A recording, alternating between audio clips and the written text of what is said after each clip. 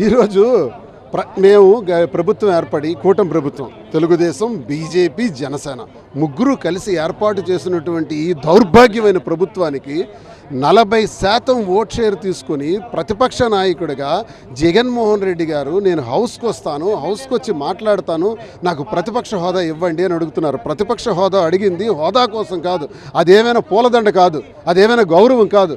ప్రతిపక్ష హోదా ఇస్తే కొంత సమయం వస్తుంది, 20 నిమిషాలు 30 నిమిషాలు మాట్లాడే అవకాశం వస్తుంది. ఆ అవకాశం రావటం కోసం మేము అడిగి 9 నెలలు అయింది. స్పందించిన కారణంగా హైకోర్టుకు కూడా వెళ్ళటం జరిగింది. హైకోర్టు వారు ప్రశ్నించిన దానిపైన ఈ రోజు వరకు ఈ క్షణం వరకు స్పీకర్ స్పందించలేదు. ఓకే, మీరు హైకోర్టుకి స్పందించరు, సభలో కూడా స్పందించరా? ఈరోజు గవర్నర్ గారి సమావేశంలో గవర్నర్ గారు ఈరోజు బడ్జెట్ ప్రసంగం చేస్తున్నప్పుడు స్పష్టంగా మేము ఇది అడిగాం. దీనికి మీ సమాధానం ఏంటి? 24 గంటల్లో ఇవ్వగలరా లేదా? ఎంత దౌర్భాగ్యం అంటేనండి.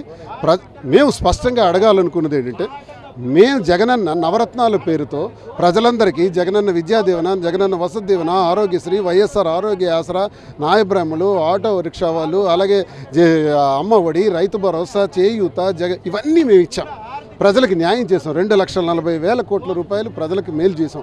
ఈరోజు మీరు ప్రభుత్వం ఏర్పాటు చేసే దానిలో భాగంగా ఒక మోసం చేశారు. మేము సూపర్ 6 అమలు చేస్తామని ప్రజలకు మోసం చేశారు. సూపర్ 6లో అమ్మఒడి స్థానంలో ప్రతి స్కూల్కి వెళ్ళిన బిడ్డకు కూడా ఇస్తామని మోసం చేశారు, ఇవ్వాల. అలాగే ప్రతి రైతన్నకు కూడా రైతు భరోసా స్థానంలో 13,500 ఇస్తే మీరు 15,000 రూపాయలు ప్రతి రైతన్నకి ఇస్తామన్నారు, ఇవ్వాల. ఇంటికి 3 సిలిండర్లు ఇస్తామన్నారు, ఇవ్వాల. నిరుద్యోగులకు 20 లక్షల మందికి 3,000 రూపాయలు చొప్పున ఇస్తామన్నారు, ఇవ్వాల. అలాగే ప్రతి మహిళకు కూడా 15 సంవత్సరాలు 19 సంవత్సరాల నుంచి 59 సంవత్సరాల వరకు మేము 1,500 రూపాయలు ఇస్తామన్నారు, ఇవ్వాల. దిక్కుమాలిన దౌర్భాగ్యులారా, మీరు ఏర్పాటు చేసిన ఈ దౌర్భాగ్యమైన ప్రభుత్వంలో సూపర్ 6 అమలు చేయలేదే ఇంతవరకు?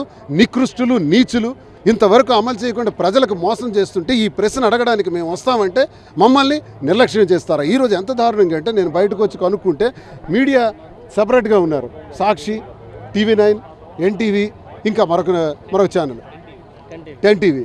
ఏంటి మా గొంతు నొక్కేస్తారు. జగన్మోహన్ రెడ్డి గారు ప్రజా గొంతు మాట్లాడతామంటే గొంతు నొక్కేస్తారు. కౌన్సిల్లో మా గొంతు నొక్కేస్తారు. తప్పుడు కేసులు పెట్టి జైలుకి రప్పిస్తారు. తప్పుడు కేసులు పెట్టి జైల్లో పెట్టిస్తారు. మాట్లాడితే చంపేస్తారు, నరికేస్తారు, అడ్డంగా మారణ హోమం సృష్టిస్తారు. ఆఖరికి మీడియాని కూడా పక్కన పెడతారా? ఎవడబ్బగాడు సొమ్మని అడుగుతున్నాను. ప్రభుత్వం అంటే మీ అబ్బ పుట్టించింది అనుకుంటున్నారా? ప్రజలు తలుచుకుంటే అధికారంలోకి వచ్చారు. మిమ్మల్ని కొట్టి పడేయాలంటే పెద్ద పనేం కాదు. విప్లవం స్టార్ట్ అయింది, ప్రజల్లో తిరుగుబాటు ప్రారంభమైంది. ఎక్కడికి జగనన్న జన నీరాజనాలు పలుకుతున్నారు. మేము తరలిస్తే వచ్చే జనం కాదు, అది తరలి వచ్చిన జనం. ఆ జనంతో కదం తొక్కుతాం. మీ ప్రభుత్వాన్ని కుప్ప కూల్చే సమయం దగ్గర పడింది. ప్రశ్నిస్తానన్న సొల్లు కబుర్లు చెప్పిన ఈ పవన్ కళ్యాణ్ ఎక్కడున్నాడో తెలియదు, ఏమైపోయాడో తెలియదు, ప్రశ్నించే గొంతు ఎందుకు మోగబోయిందో తెలియదు. నెలకంట 50 కోట్లు పవన్ కళ్యాణ్కి ఇస్తుందంట ఈ కూటమి ప్రభుత్వం. చంద్రబాబు నాయుడు 50 కోట్లు నీకు ఇస్తాను, నేను ఏం చేసుకున్నా నువ్వు ప్రశ్నించుకో అన్నారంట. అందుకే నోరు మోగబోయిందంట. ఇది పవన్ కళ్యాణ్ నోరు, ప్రశ్నించే నోరు, ఆ గొంతు మోగపోవటానికి కారణం నెలకి 50 కోట్లంట. 50 కోట్లకి అమ్ముడైపోయిన దిక్కుమాలిన పవన్ కళ్యాణ్ జనసేన నాయకుడు. ఒరే జనసేన కార్యకర్తలారా, జన సైకోలారా, జనసేన కేడర్ అంతా ఒకసారి చూడండి. మీ నాయకుడు ఎందుకు ప్రశ్నించడం అడగండి. మేము ప్రశ్నిస్తున్నాం. అధికార పక్షంలో ఇలాగే మాట్లాడాను, ప్రతిపక్షంలో ఇలాగే మాట్లాడుతున్నాను. దమ్ముంటే మేము అవినీతి చేసామా, అక్రమాలు చేసామా, భూదందాలు చేసామా, ఎక్కడైనా ₹1 లంచం తీసుకున్నామా? తీసి లోపలేయండి. దమ్ముంటే అది తీయండి రికార్డ్స్. ఎప్పుడో పవన్ కళ్యాణ్కి చెప్పు చూపించాము, దువాడ స్టేషన్కి రావాలి, ఇది కాదు. మీ పవన్ కళ్యాణ్ నోరు మూసేసినాడు, సరెండర్ అయిపోయినాడు. చంద్రబాబు నాయుడికి సరెండర్, మాట్లాడ్డంట. దమ్ముంటే ప్రశ్నించమండి. అధికార పక్షంలో ప్రశ్నించాం, ప్రతిపక్షంలో ప్రశ్నిస్తున్నాం. ప్రశ్న అంటే బెండు తెగిపోద్ది. ప్రశ్నించడం అంటే ఆషామాషి కాదు. ప్రశ్నించడానికి దమ్ము ఉండాలి.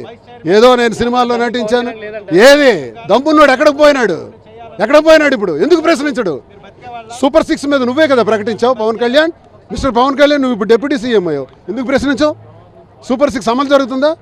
3 సిలిండర్లు ఇస్తామన్నారు కదా, ఇది ఏప్రిల్ నెల వచ్చేసింది కదా. ఈ పాటి కనీసం 2 సిలిండర్లు ఇవ్వాలి కదా, ఇచ్చారా? పోనీ 1 సిలిండర్ 36 లక్షల మందికి నమోదైంది అన్నారు, 5 లక్షల మందికి అని ఇచ్చారా? ఇప్పుడు రేషన్ కార్డులు కూడా డిజిటలైజేషన్ చెప్పి మళ్ళీ మార్చేయాలి. అరువులంతా ఇక్కడ వైసీపీకి చెందిన వాళ్ళందరినీ ఏరివేసేయాలని ఒక ఎత్తుగడ చేస్తున్నారు కదా. ఏమైందయ్యా మిస్టర్ పవన్ కళ్యాణ్, ప్రశ్నిస్తావా లేదా? సిగ్గుమాలిన గొంతు, సిగ్గుమాలిన మనిషివి. వెళ్ళి సినిమా తీసుకా, నీకు టైం వేస్ట్.